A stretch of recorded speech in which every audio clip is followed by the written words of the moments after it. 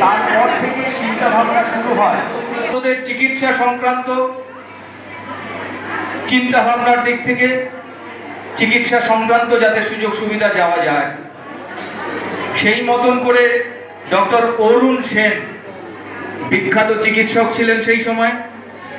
কলকাতাতে তার চেম্বারে 1952 সালে আমাদের স্টুডেন্টস হেলথ হোম যাত্রা শুরু করে। কলকাতা মূলত তখন আমাদের এলাকা ছিল কলকাতা শহরের যে বিভিন্ন কলেজ, বিশ্ববিদ্যালয় এবং স্কুলগুলো রয়েছে, তাদের ছাত্রছাত্রীদের শারীরিক স্বাস্থ্য নিয়ে আমরা কাজ শুরু করেছিলাম। তারপর দীর্ঘ এত বছর আমরা পেরিয়েছি।